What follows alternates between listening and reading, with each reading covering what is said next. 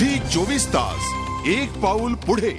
अनेक घोटाळ्यांमुळे वादात सापडलेल्या काँग्रेसनं पक्षात नवचैतन्य निर्माण करण्यासाठी फेरबदलाचे संकेत दिले आहेत। महाराष्ट्रासह 2 राज्यांच्या नेतृत्वात बदल होण्याची शक्यता असून राज्याच्या प्रदेशाध्यक्षपदासाठी राणे, नितीन राऊत आणि रोहिदास पाटील यांची नावं चर्चेत आहेत।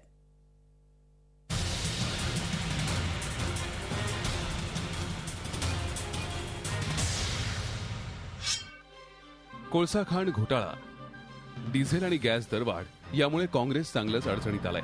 काही राज्यांमधल्या येऊ घातलेल्या विधानसभेच्या निवडणुका आणि 2014च्या लोकसभा निवडणुकांना सामोरं जाण्यासाठी काँग्रेसनं मोठे फेरबदलाचे संकेत दिलेत। अखिल भारतीय काँग्रेस कमिटीमध्ये संघटनात्मक फेरबदल करतानाच काही राज्यांच्या मुख्यमंत्र्यांना संघटनात्मक जबाबदारी दिली जाऊ शकते, तर केंद्रीय मंत्रिमंडळात काहींची वर्णी लागण्याची शक्यता आहे। सूत्रांकडून मिळालेल्या माहितीनुसार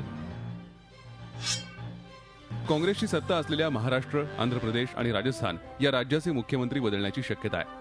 आंध्रचे मुख्यमंत्री किरण कुमार रेड्डी आणि राजस्थानचे अशोक कुमार गेहलोत यांना संघटनेत काम दिलं जाईल असं सांगितलं जात आहे, तर महाराष्ट्राचे मुख्यमंत्री पृथ्वीराज चव्हाण यांना केंद्रीय मंत्रिमंडळात स्थान दिलं जाईल अशी चर्चा आहे।